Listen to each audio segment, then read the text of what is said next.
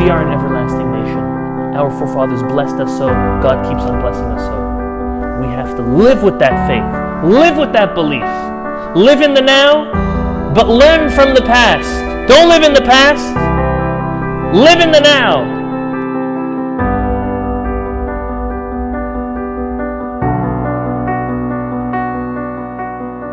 This week's Torah portion of the book of Vayikra starts with Vayikra el Moshe, Vayidaber elav me'oel moed lemor. That's again chapter 1, verse 1 in the book of Leviticus. The Zera Shimshon quotes a very interesting midrash. It might rub us the wrong way even at the beginning. Listen to the following. He says, quotes the midrash in seemingly the beginning of this week's Torah portion, Midrash Rabbah. He says, the midrash says that any Torah scholar who has no understanding, kol talmid chacham she'en bo da'at, is worse than the carcass of a dead animal. Again, any Torah scholar, any individual who dedicates a considerable amount of time and focus in their life to learn the will of God, the wisdom of God, the Holy Torah, if they have no understanding, they have no da'at, they are worse, they are considered to be worse than the carcass of a dead animal. As we say in Hebrew, a nevela. So the Zera Shimshon says, ooh, that's a very, very harsh terminology. Comparing someone who dedicates a large portion of their life to studying the Torah, isn't that what God wants from us? Without any understanding, worse than this dead animal. He says, first of all, why are you picking on the dead animal? Why, out of all things, the carcass of a dead animal? Why specifically is the Midrash saying and comparing to the carcass of a dead animal? And he further asks, 1 second, a Torah scholar is normally someone that's wise. Doesn't mean that they were born wise, that they are smart, but they worked on themselves and they've amassed a certain amount of knowledge. How could the person have amassed that amount of knowledge but have no da'at, have no understanding? It's an oxymoron. If you are a Torah scholar, if you but someone who learns the Torah, understands the Torah, lives with the Torah, how could you have no da'at? How could you have no understanding? So the Zera Shimshon brings from one of the foremost commentaries on our Talmud, the Maharsha. Anyone who learns Talmud, a little bit of depth, cannot continue learning, especially a Tosafot, without the Maharsha. The Maharsha says, you know what the understanding means in this situation? Understanding means that the individual does not recognize, does not put the connection that whatever happens to them is directly ordained by God. And resorting back, what does it mean, a Torah scholar that does not have any understanding? Zera Shimshon explains, it means a Torah scholar who something happens to them and they're left in question and they're left almost believing but not believing, or accepting but not accepting. You who studied, you who learned the will of God, you get to learn God and understand God better by learning the Torah, the written Torah, the oral Torah, and you're going to be left in question, and you're going to be left not accepting.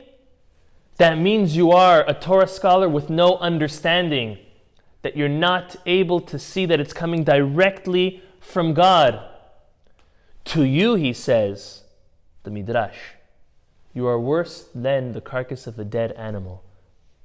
So now we first of all we understand what does the word da'at mean in this context, the understanding. The understanding means you're not able to connect what happens in your life based on the knowledge that you've learned. You're not able to connect the occurrences in your life to the way God throws it your way, and you're not accepting. But now still, very, very valid question. What's wrong with this poor carcass? What's the whole idea with this nevela?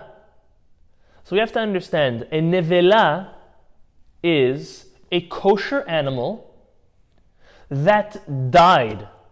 It was found dead. It was not slaughtered. Okay? A kosher animal that is slaughtered properly by a shochet, according to the laws, is able to be consumed. If it's not, if it's a kosher animal but it's found dead, we're not able to consume it. What does the Torah say to do with it? Lakelev tashlichun oto. Send it to the dogs. Why to the dogs? We learned, the commentaries explain, that the dogs who held themselves back from barking when the Jewish people left Egypt, they bent over backward, they went against their very nature. Let's give them the gift of the kosher animals that we can't eat. The kosher animals that just dropped dead or found dead and they were not slaughtered. I'm going to say now a very interesting fact that most people don't know.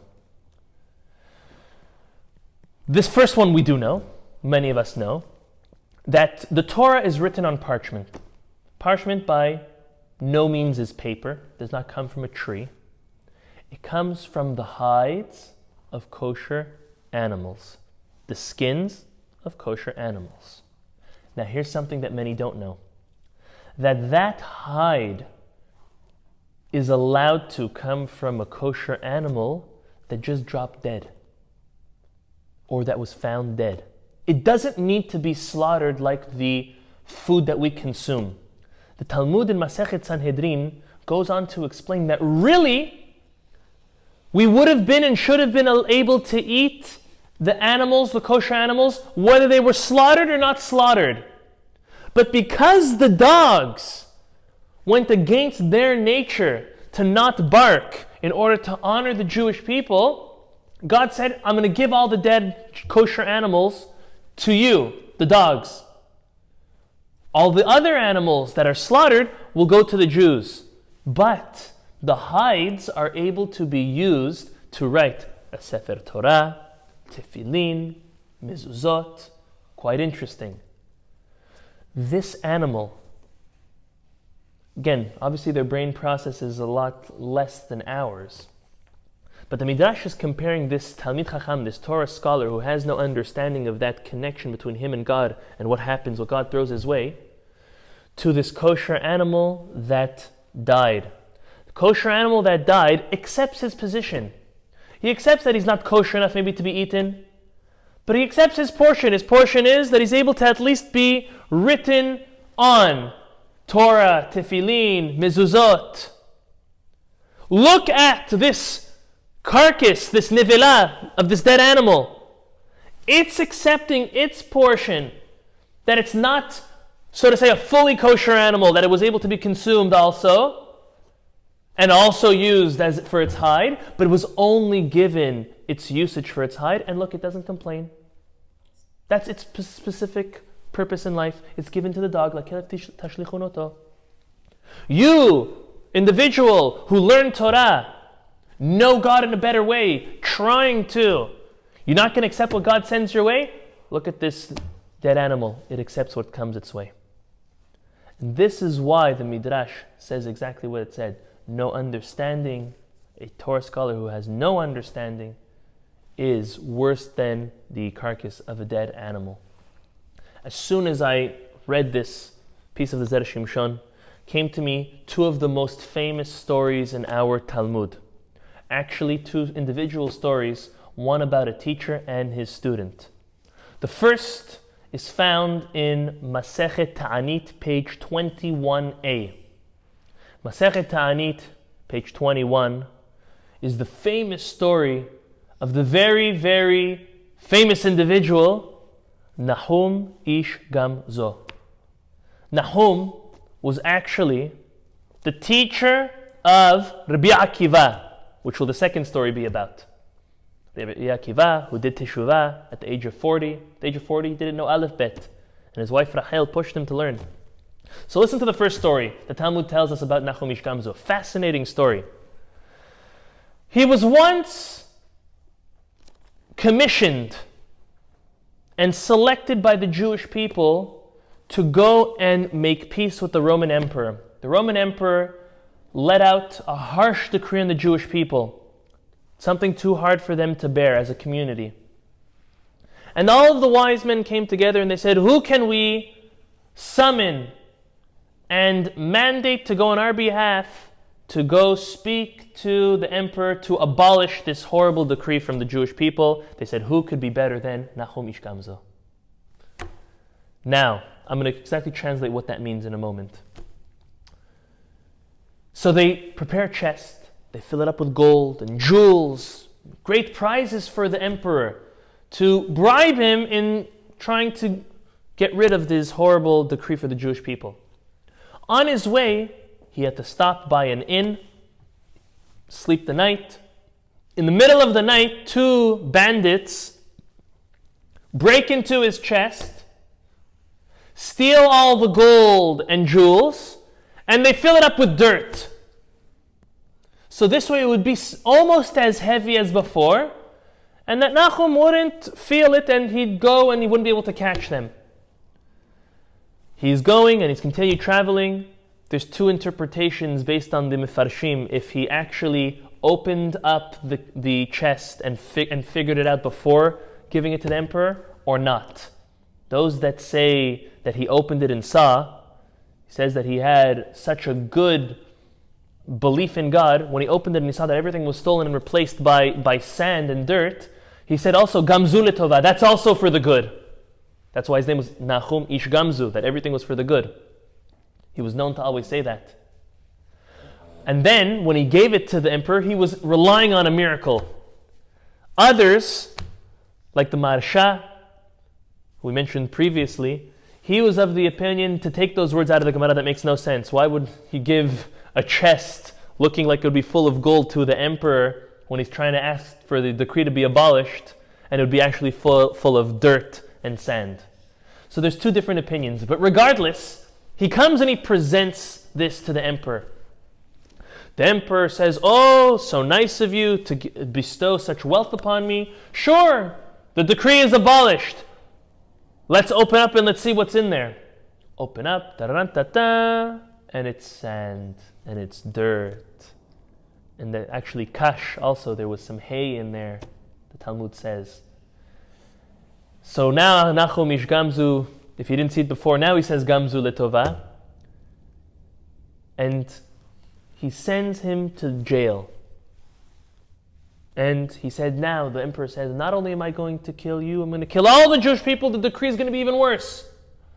The Talmud says Eliyahu Hanavi, Elijah the prophet, appears as one of the advisors of the king and tells the emperor, don't take this sand so lightly. Maybe this is the same sand as their patriarch Abraham. Abraham fought against the four kings.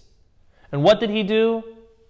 He picked up sand, he picked up the dust of the earth, he threw it at his enemies, and they turned into swords and arrows, and they won the war. Let's see if this is the same sand.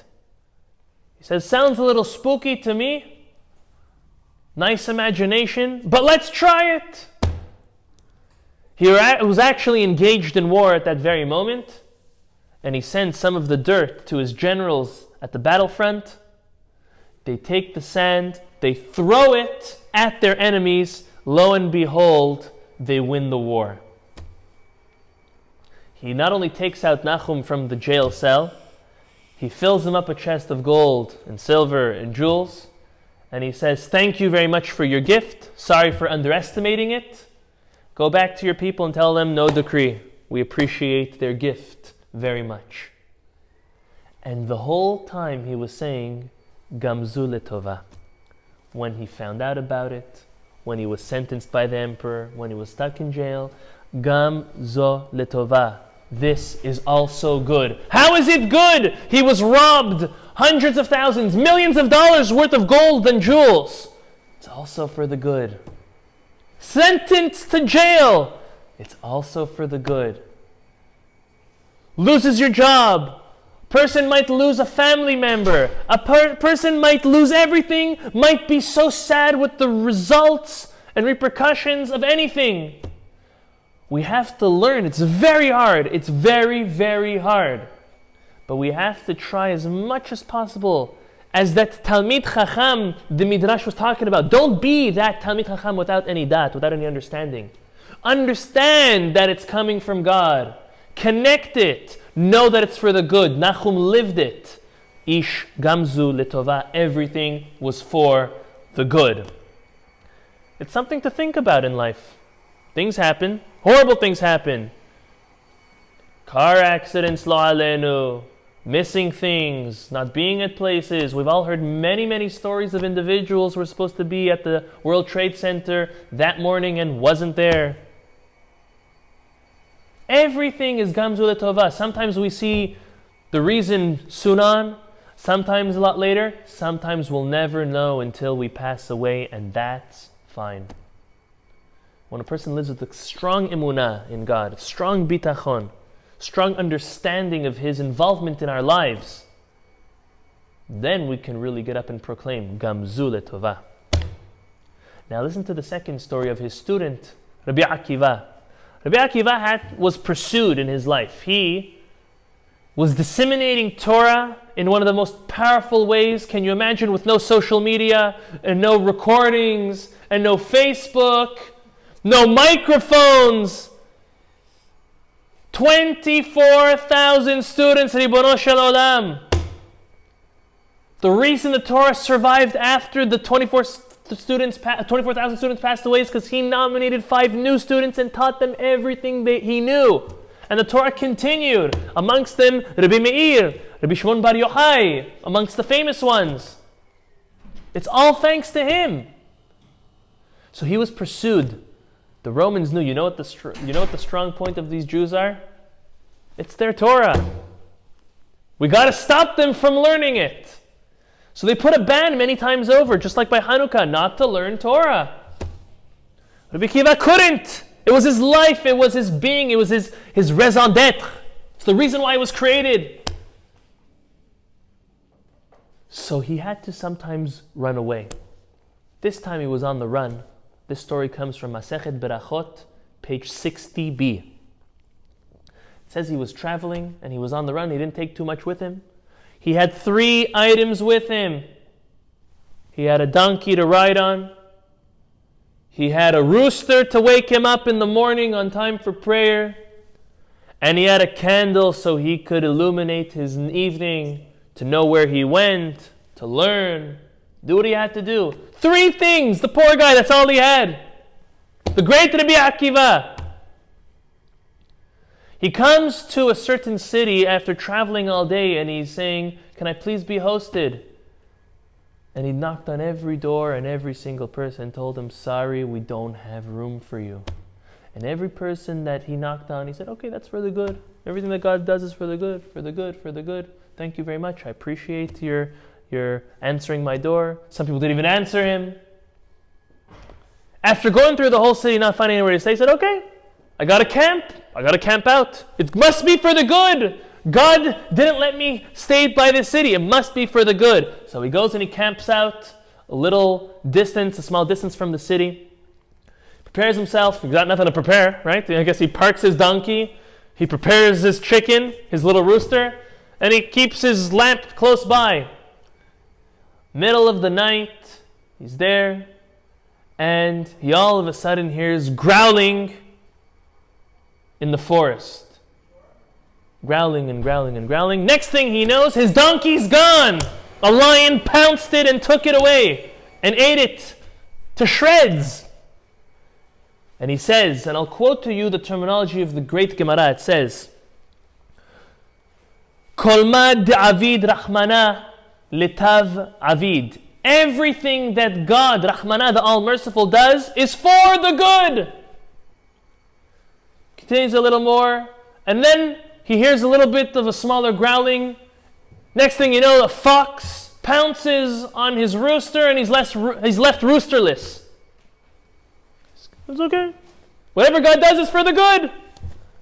Little more passes, and a strong wind comes and blows his candle out, and he said, "Everything God does is for the good, and I'm left with nothing, but that's for the good."